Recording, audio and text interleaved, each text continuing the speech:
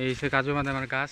So বন্ধুরা, তো এখন আমি আছি বিলুনিয়াতে, বিলুনিয়ার যে কমলপুর, তো কমলপুরে আছি।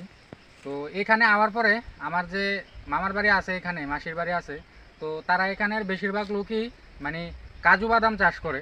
তো কাজু বাদাম গাছ যদিও আমার এই প্রথম দেখা তারা এদিকে আসেরা, এর আগে এরকম কাজু বাদাম আমি দেখছি না ত্রিপুরার মধ্যে অন্য জায়গাতে। এখনও মনে হয় বাদামটা আইছে না।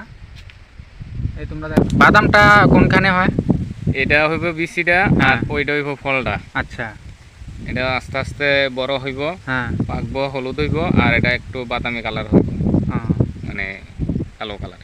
তো মানে কতদিন সময় লাগে এটা হইতে?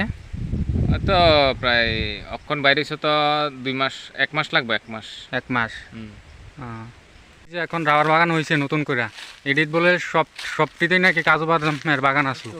এই যে কাজু বাদামের গাছ এখনো আছে, তারা এখানে এই কাজু বাদামের বাগান কাটতে এখন রাবার করছে।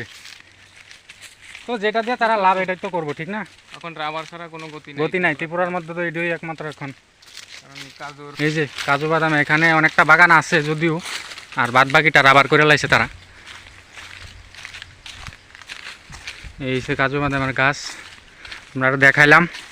তো তোমরা যারা যারা এর আগে দেখছো তারা একটু কমেন্ট করে জানাও, আর যারা দেখছো না তারাও একটু কমেন্ট করে যাও, আর ভিডিওটা অবশ্যই লাইক করবা। থ্যাংক ইউ বন্ধুরা।